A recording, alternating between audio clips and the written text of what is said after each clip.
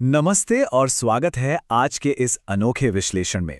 आज हम सिया और आरव की कहानी के जरिए एक ऐसे विषय को समझेंगे जो हमेशा से चर्चा में रहा है, शादी की पहली रात। अक्सर ना कहानियों में ऐसे पलों को बहुत बढ़ा चढ़ाकर या फिर सिर्फ रोमांस से जोड़कर पेश किया जाता है, लेकिन सच तो ये है कि ये पल घबराहट और सामाजिक दबाव से भरा होता है। तो आइए देखते हैं कि कैसे इस दबाव भरे पल को समझदारी से जीवन भर की एक बेहद खूबसूरत याद में बदला जा सकता है। अब जरा इस एक छोटी सी लाइन पर गौर कीजिए। आज से हम दोनों दोस्त हैं, बाकी सब बाद में। सच कहूं तो ये सिर्फ एक वाकया नहीं है, ये इस पूरी कहानी की जान है। जब किसी नए रिश्ते की शुरुआत होती है तो कितनी सारी उम्मीदें और टेंशन होती है ना? लेकिन ये एक लाइन उस सारे भारी भरकम दबाव को चुटकियों में गायब कर देती है। ये बिल्कुल साफ कर देती है कि किसी भी मजबूत रिश्ते की नींव ना दोस्ती के सिवा कुछ हो ही नहीं सकती। और यही वो टर्निंग पॉइंट है जहां से कहानी बिल्कुल एक नया मोड़ लेती है। तो चलिए शुरुआत करते हैं पहले हिस्से से, शादी की पहली रात, एक नई शुरुआत। चलिए इसकी गहराई में चलते हैं और घटनाओं के इस क्रम को देखते हैं। शाम के वक्त मेहमानों का जाना ये इस बात का इशारा है कि अब बाहरी लोगों का दबाव खत्म हो गया। फिर रात में आरव का कमरे में आना कहानी को आगे बढ़ाता है। उसके बाद अचानक देर रात बिजली का चला जाना, ये एक ऐसी घटना है जो दोनों के बीच की औपचारिकता यानी फॉर्मेलिटी को पूरी तरह तोड़ देती है। और आखिर में सुबह की रोशनी, जो बिल्कुल एक नई और पॉजिटिव शुरुआत का प्रतीक है। ये पूरा क्रम सिया और आरव की मनःस्थिति और उनके अंदर चल रहे बदलाव के बिल्कुल साथ साथ चलता है। अब जरा उस वक्त के माहौल की कल्पना कीजिए।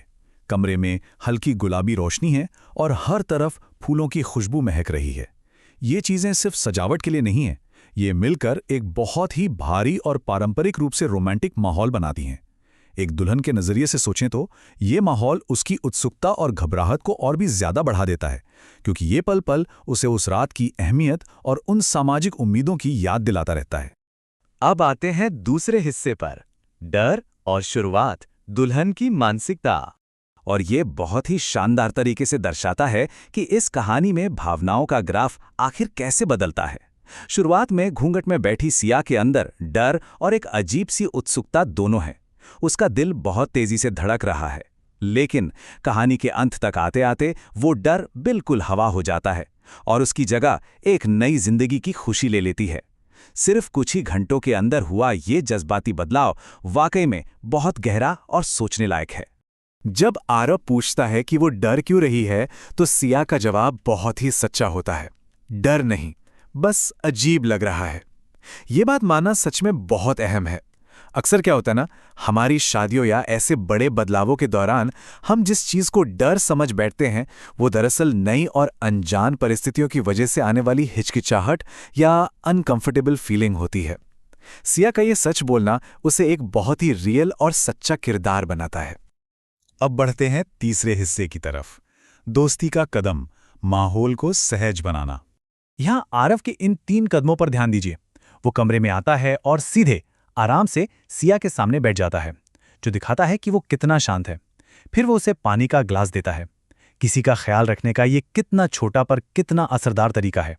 और उसके बाद सबसे जरूरी चीज, वो रोमांस से पहले दोस्ती का हाथ बढ़ाता है। ये छोटे छोटे शांत करने वाले कदम कमरे में मौजूद सारी टेंशन और घबराहट को पल भर में छूमंतर कर देते हैं। इसके बाद उस भारी माहौल को थोड़ा और हल्का करने के लिए दोनों शादी के मजेदार किस्सों पर बात करने लगते हैं। सच में ये स्ट्रैटेजी लाजवाब है। किसी भी गंभीर माहौल को बदलने के लिए हंसी मजाक और अपने अनुभव शेयर करने से बेहतर कुछ नहीं हो सकता। इससे ना सिर्फ माहौल नॉर्मल होता है, बल्कि उन दोनों के बीच भरोसे की पहली सीढ़ी भी बन जाती है। चलिए देखते हैं चौथा हिस्सा, अंधेरे में चमक, औपचारिकताओं का अंत। और फिर अचानक बिजली चली जाती है और पूरा कमरा घने अंधेरे में डूब जाता है। अब इस अंधेरे का इस कहानी में बहुत बड़ा रोल है। वो गुलाबी रोशनी और फूलों वाली जो एक आर्टिफिशियल सजावटी दुनिया थी ना, वो अचानक से गायब हो जाती है। ये अंधेरा सारी फॉर्मेलिटीज और दिखावे को मिटा देता है और डर के मारे सिया का आरव के करीब आना इन दोनों को बहुत ही नेचुरल तरीके से एक दूसरे के नजदीक ले आता है। अब ऐसी सिचुएशन में सबसे दिलचस्प बात है आरव का रिएक्शन। वो हंसते हुए कहता है, लगता है बिजली वालों को भी हमारी पहली रात यादगार बनानी थी। जरा सोचिए, ऐसे पल में जहां शायद घबराहट या झुंझलाहट आ सकती थी, वहां आरव की ये परफेक्ट टाइमिंग वाली कॉमेडी कितनी राहत देती है। ये एक परेशान करने वाले पल को एक साथ हंसने और गहराई से जुड़ने के एक खूबसूरत मौके में बदल देता है। अब जरा इस मंजर को अपने दिमाग में लाइए। बिल्कुल गुप अंधेरा और उसमें मोबाइल की फ्लैशलाइट की एक पतली सी रोशनी। ये रोशनी सीधे सिया की शर्म से झुकी आंखों और चेहरे की मासूमियत पर पड़ती है।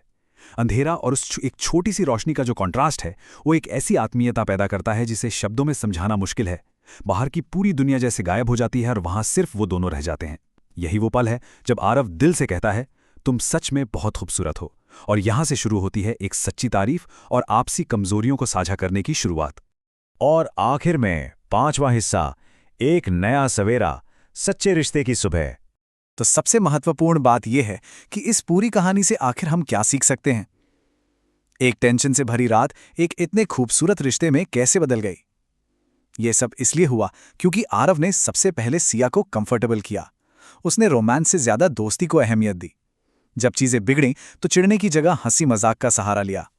दोनों ने एक दूसरे को समझने की कोशिश की और अपने सपने शेयर किए। बस यही वो चीजें हैं जिन्होंने एक बेहतरीन रिश्ते की मजबूत नींव रखी। सिया और आरव की कहानी में इस खूबसूरत बदलाव को देखने के बाद मन में एक सवाल आना बिल्कुल लाजमी है। क्या हर नए रिश्ते की शुरुआत दोस्ती से नहीं होनी चाहिए? ये कहानी हमें याद दिलाती है कि रिश्ते कभी किसी पर थोपे नहीं जा सकते। वो तो समझ, दोस्ती और हंसी मजाक से धीरे धीरे बुनते हैं। जरा इस बारे में सोचिएगा। और इसी विचार के साथ हम आज के इस विश्लेषण को यहीं रोकते हैं। इस सफर में साथ जुड़े रहने के लिए आपका बहुत बहुत धन्यवाद।